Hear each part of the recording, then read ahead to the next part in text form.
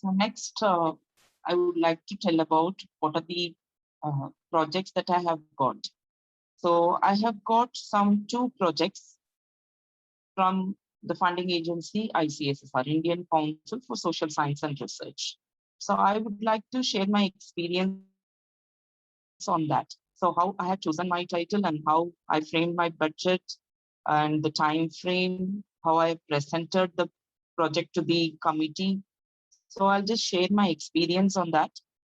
So the first project I have applied in 2010. I have applied actually. So in 2010 October, I remember. So I have applied that in the same ICSSR. Because I had a knowledge about how to apply for a program in ICSSR.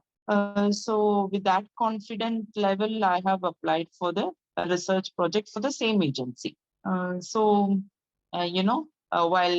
I got this international travel funding from ICSSR, I came across this same thing, research funding. They also provide for the research funding. So I started browsing that, and I have got the idea of how to apply for a research project proposal. So in the year 2010, I have applied. I think I remember it is on September, I think September 2010. And I've got the project. I got a call letter from the council during the month of December, I guess. So I just went and presented my project in front of the committee members. And after some 4-5 months, I got this project. So here, what I would like to say is the title of the project or the area of research, we can say. You see, it's about the heritage tourism. So it was a current trend at that time. You know, UNESCO at that time, they have identified the various number of heritage centers all over the globe. And in India, they have identified few heritage centers, and that too in various states they have identified. So that was the current trend at that time. So while talking to my mentors, they have suggested me that this would be a good area that you can just have your proposal on this. Then I just browsed all the literatures based on this, and then I finally decided this about the heritage tourism. And I have also chosen the place which is called Rameshwaram. Hope you all have heard about this place. It's a sacred place for Hindus, and once in a lifetime, this Hindus, they have to visit that Rameshwaram. Kasi to Rameshwaram, right? It's similar to the Kasi and Rameshwaram. Most of the North Indians and even to South Indians, they do visit, the Hindus, they visit this place. So I have chosen this place for my research study. It's one of the heritage tourism spot. So I have chosen this. So really that attracted the the decision makers, or we can say the committee members. And I have got a grant for rupees 4 lakhs for this project. I have applied 2.75 lakhs as my budget. I proposed. But while we had a discussion with the committee members, they told me that the budget has been increased for the personnel and head.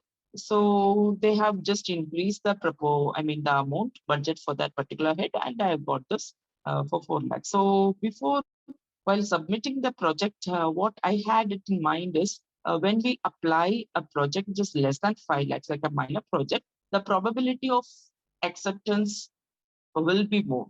This was a thought that I had at that time. So I just quoted some 2.75 lakhs. And because of the revision of the budget, so they have sanctioned me 4 lakhs. So this is about my first project experience. And one thing I would like to say is the committee members. See, at that time, there were only 2 members in my committee. One is from the academic side and one is from the industry. And I think he is from the ministry level, like in the admin level side. So the academic professor, he's a professor from Delhi, and he put more questions on this objectives as well as the research methodology part. So objectives, obviously, it should match the proposed research and the research method, how to carry out the research methodology part, how you're going to carry out the research. And they also check our confidence level, how we carry out the research. So by presenting the project in front of the committee members, it's not only to present your idea, but also you have to present yourself. You have to brand yourself and you have to show your confidence there. So definitely they'll check for it, your confidence, how confident you are in to carry out this project.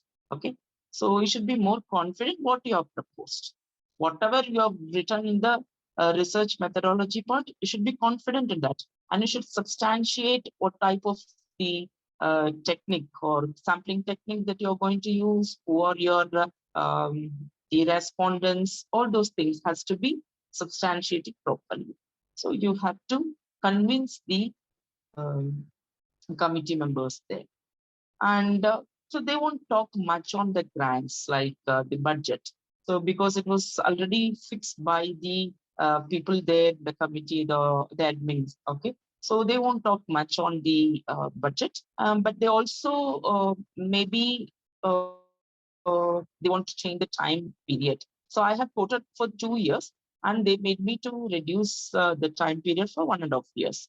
So a slight a variation may be in the budget as well as the time period, that they won't consider much on that. So the main thing here is they talk much on your objectives, your research methodology, and finally the implications of the research. So this is about my first research project, and the second one, and I have submitted the report in 2012. So this one. And you see, this is my second research project. You see, I have got in the year 2019, March 2019, I have got, and it's still ongoing because of this pandemic. It's actually it's a 1.5 years project. Because of this pandemic, it's just been extended, and I have to submit the report in another 1 or 2 months. I have to submit it. So this is a grant for rupees 6 lakhs. And this project is also from Indian Council for Social Science and Research. And the main thing you can see here is the title of the project, or the area of research, you can say.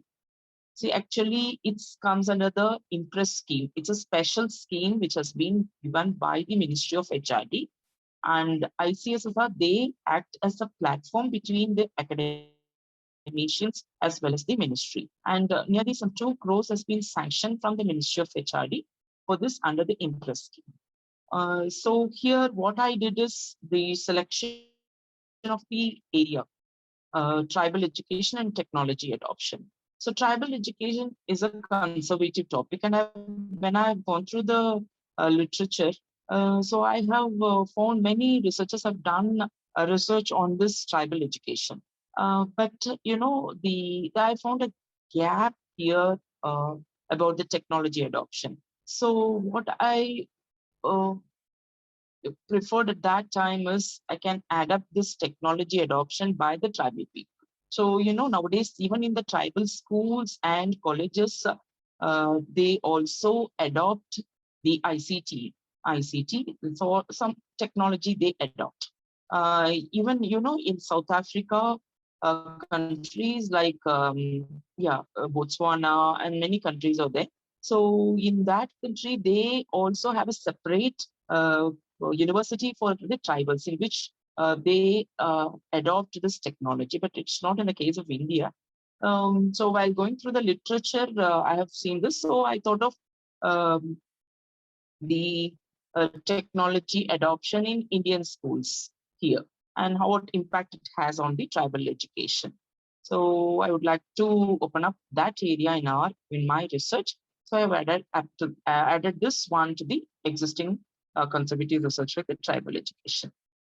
So finally, I have framed this title, and that under the Impress scheme, they have given many trust areas actually. Some nearly 10 areas, the main trust areas, and out of that, I have chosen the education as my area, and I have focused or narrowed through the tribal education here. So here I have quoted a budget of 4.75 lakhs, and because of the revision of budget, they have given me 6 lakhs for this project. So this is actually, it's an ongoing one, and this is about my second project. So you see the gap between the two projects. It's in 2011 and 19. So in between, I have also applied many projects to various funding agencies, both private as well as the government agencies. And I have applied for AICTE. I have applied to UGC. I have applied for, you know, um, DST. So I have applied to National Commission for Women. So I have applied many projects in between. Unfortunately, I got only these two projects sanctioned. And the time gap should be more than 3 years. So once you complete the first year, after next 3 years, only you can apply for the second project. Even for the programs also, you have to give a gap.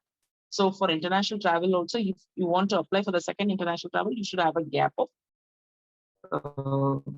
some 3 years. So you should just read out all the requirements, guidelines from the council before you apply it. So this is about my second project. Okay. So I hope you got an idea about what are the projects we can apply for, and what are the trust areas that you have to look into. So it's the main things: your objective, your research methodology, and your implications. So the main thing, they put more questions on that. So you should be more confident in that. So this is about my two research projects actually.